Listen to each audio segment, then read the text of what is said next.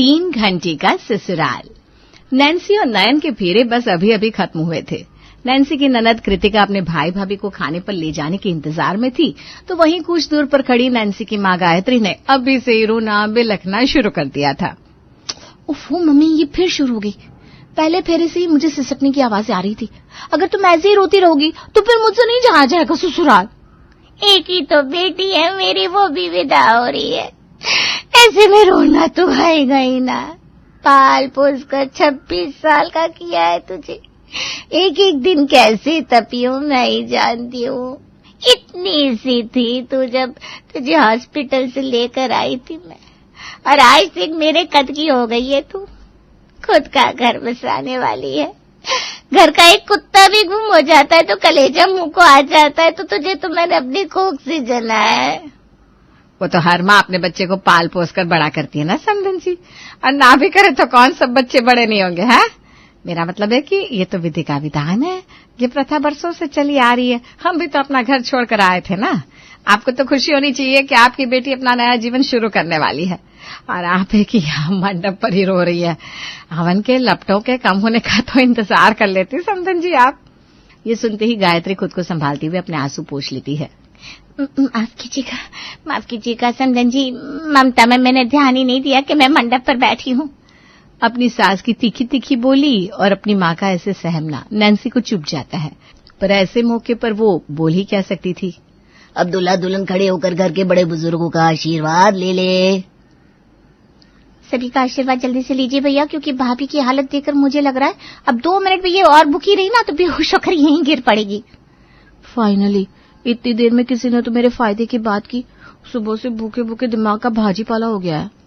खाने का नाम सुनते ही नैन्सी में अचानक ही जोश आ जाता है और वो आधी नींद से होश में आकर फटाफट सभी का आशीर्वाद लेकर अपनी ननद के साथ हॉल में जाने को तैयार हो जाती है। इतनी एक्टिव फेरों पर बहू दिख जाती तो फोटोज भी अच्छे आते और हमारा जोश भी बरकरार रहता, पर लगता है बहू को तो पति परमेश्वर से प्यारी पेट पूजा है। अपनी अभी अभी बनी मामी सास की बात सुनकर नैन्सी का पारा चढ़ जाता है। वो अपने दांत पीसने लगती है। अपनी बेटी का ऐसा चेहरा देखकर गायत्री उसका मूड समझ जाती है। हे भगवान, अभी तो अपने ससुराल भी नहीं पहुंची है ये। ऐसे चिढ़न में कहीं इसने अपनी मामी सास को कुछ उल्टा सीधा कह दिया तो यहीं बवाल मच जाएगा। अब समझी नहीं भाभी जी, नैन्सी को जल्दबाजी खाने की नहीं है, अपने ससुराल जाने की है। यहाँ एक एक कर सारा काम खत्म होगा तभी तो अपने ससुराल पहुंचेगी, है ना बेटा। फेरों में बैठे लोगों को भी दोबारा भूख लग चुकी थी। दुल्हा दुल्हन के साथ बाकी सब भी अपनी अपनी टेबल पकड़े खाने बैठ जाते हैं।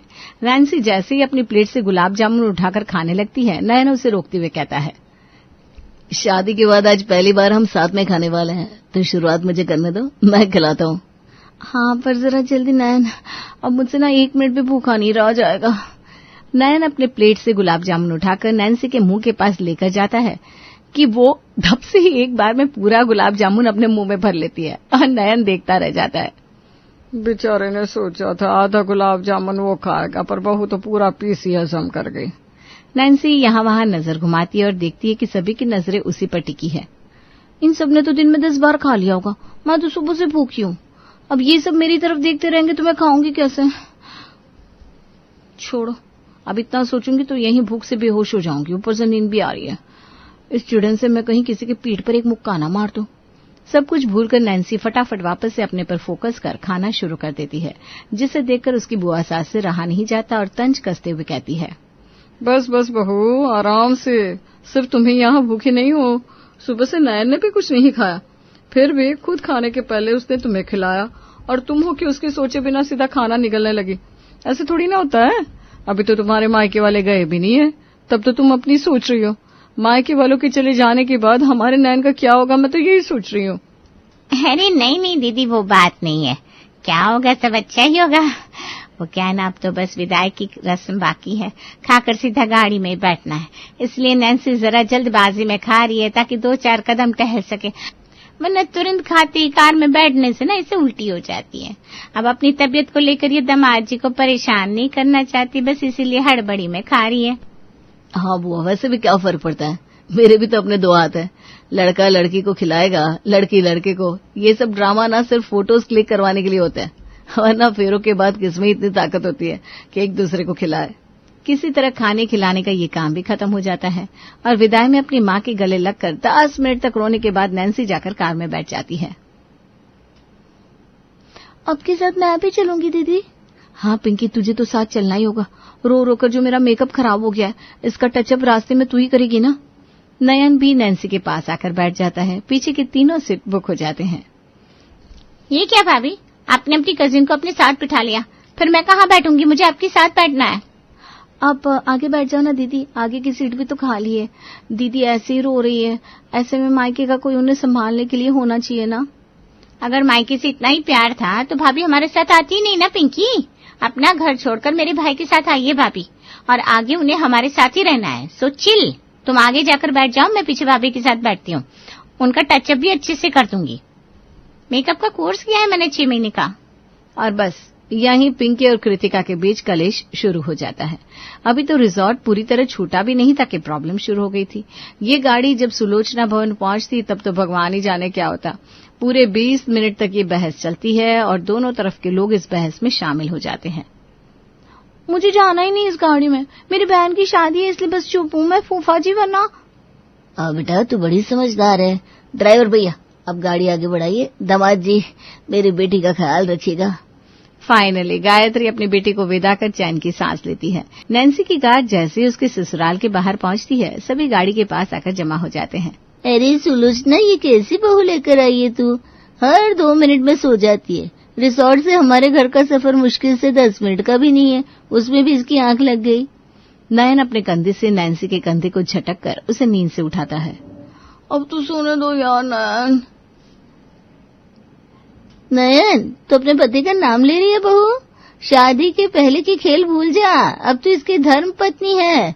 पूरे समाज के सामने अगर तू ही अपने पति को नाम लेकर बुलाएगी तो हमारे बेटे की क्या इज्जत रह जाएगी। नयन जी बोला कर, नयन जी, समझी?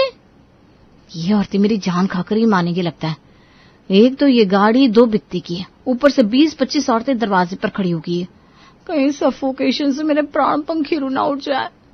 ये प्रॉब्लम सुनने में आपको आम लग सकती है, पर सोचिए जब आपको एक हैवी से लहंगे में 24 घंटे से भी ज्यादा वक्त तक मूर्ति बनकर बैठना पड़े, सभी को मुस्कुराकर ग्रीट करना पड़े, जी आंटी जी, जी चाची जी, जी काकी जी करना पड़े, तब आप पर क्या बीतेगी। अपने भारी से लहंगे को संभालती हुए नैन्सी कार से नीचे उतरती है और अपने ससुराल के दरवाजे तक पहुंचती है। अरे बहू, ये तेरा पेट अचानक भारी सा क्यों लग रहा है? कहीं गैस की प्रॉब्लम तो नहीं है तुझे? हाँ बहू, तेरा पेट तो सलपत सा हुआ करता था, इतना फूला हुआ क्यों लग रहा है? जरा दुपट्टे से ढक ले। इतना खाने की क्या जरूरत थी कि पेट ही बाहर आ गया। बता कितना अजीब सा दिख रहा है। नई दुल्हन से लगनी चाहिए ना कि गर्भवती महिला से। पूरी वीडियो खराब बन जाएगी। अब पूरे जीवन इस वीडियो को देखना है तुझे। सॉरी मम्मी जी। तेरी सॉरी का क्या करूं मैं? जैसे ही शादी का वीडियो तैयार होकर आएगा सब तो बैठ कर देखना चाहेंगे ना। अब देखते ही मुझसे पूछेंगे बहू का पेट इतना भारी क्यों दिख रहा है, तब तो जवाब मुझे देना पड़ेगा ना। शादी विवाह की बातें मजाक नहीं होती, 2 मिनट में तिल का तार हो जाएगा। कैमरा वाले भैया वीडियो का फ्रेम ना आधा ही रखना, पेट तक नहीं करना, वरना भाभी का इतना मोटा पेट लोगों को दिख गया तो लोग क्या समझेंगे। सुलोचना अपने बेटे और बहू की आरती उतारती है और नैन्सी का गृह प्रवेश करवाती है। अंदर आते ही नयन तो अपने दोस्तों के साथ छत पर चला जाता है और आए गए सभी मेहमानों के बीच फंस जाती है नैन्सी। चलिए चलिए भाभी जी बैठ जाइए, कितनी देर खड़ी रहेंगी? हाँ नहीं आप तो बैठती ही सो जाती है। यहाँ तो बिना कुछ किए लोग अपनी बोली की तीर लिए खड़े हैं। जरा बैठते वक्त कंफर्टेबल हो गई, फिर तो सभी को बोलने का और मौका मिल जाएगा। शादी की है या सजा, मुझे तो समझ में नहीं आ रहा। ऊपर से पता नहीं ये नयन कहाँ छोड़कर चला गया मुझे। अपनी पीठ पूरी तरह सीधी किए नैन्सी सोफे पर बैठती है और बाकी सारी औरतें घेर कर बैठ जाती हैं।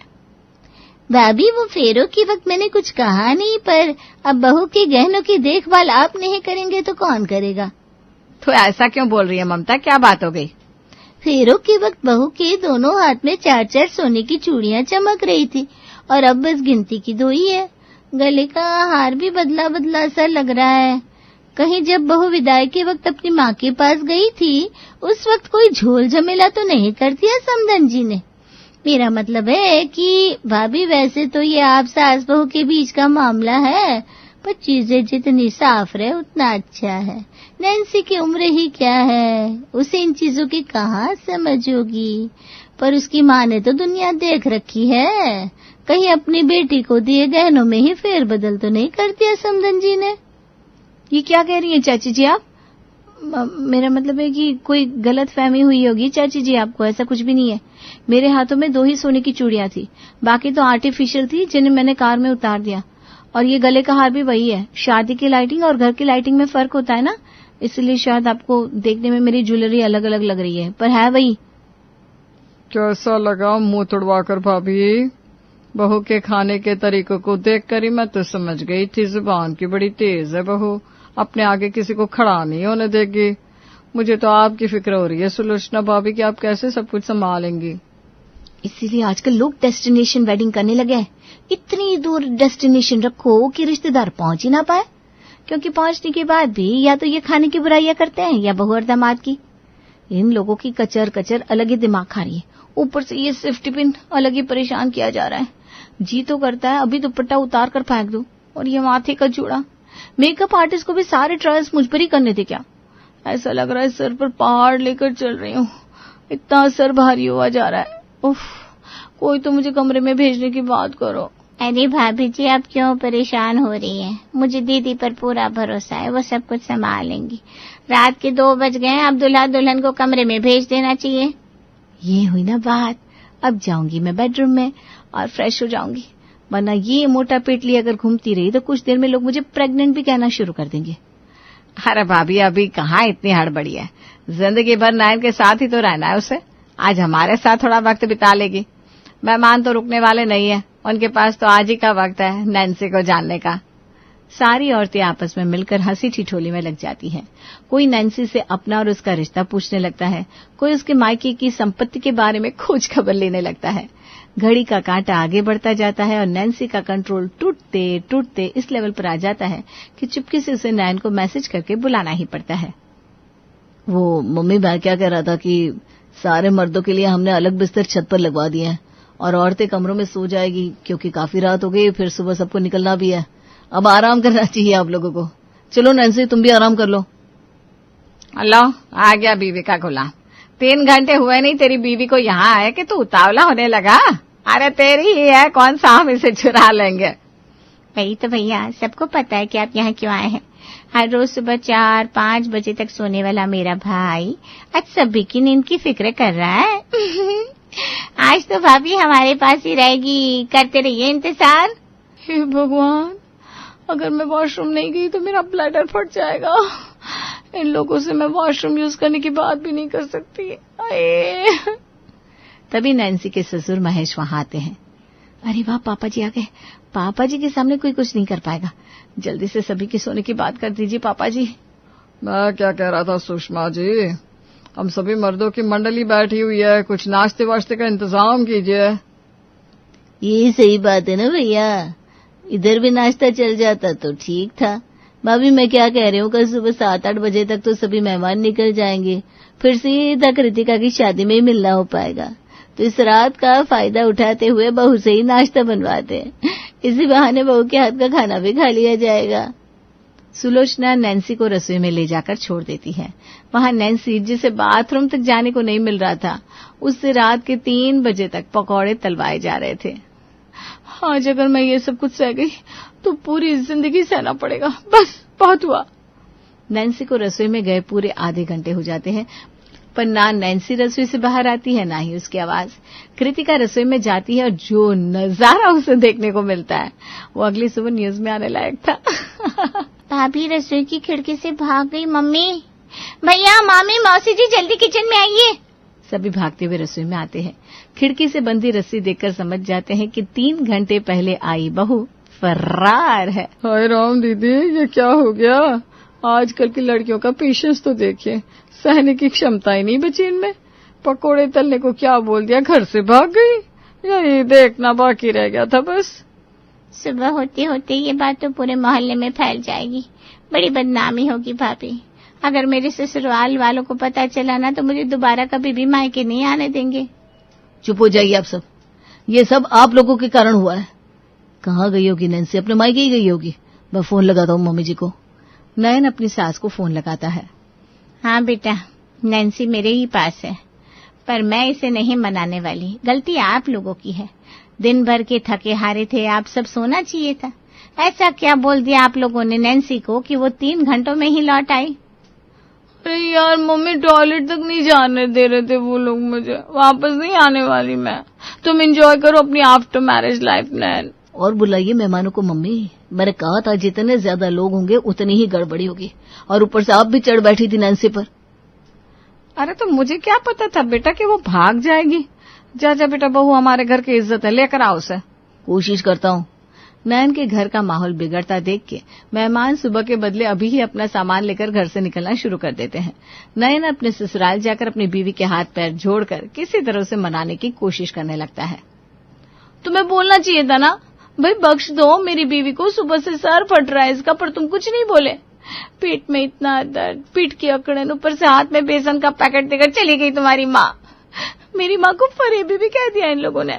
तमाशा करना ही था तो हफ्ते 10 दिन तो रुक जाते। अच्छा चलो तुम घर चलो, मुझे मार लेना, पर घर चलो नैन्सी। मम्मी भी समझ गई और मेहमान भी वापस लौट गए। अब कोई तुम्हें परेशान नहीं करेगा, ये मेरा वादा है। हाँ बेटा, अपने घर जा। अगर वहाँ कुछ प्रॉब्लम हुई तो इस बार मैं तुझे लेने आ जाऊंगी, ये मेरा वादा है। ससुराल में सूरज चढ़ा ही नहीं था कि एक बार नैन्सी को वापस अपने मायके आना पड़ गया। न जाने आगे वो ससुराल की लाइफ कैसे झेलेगी।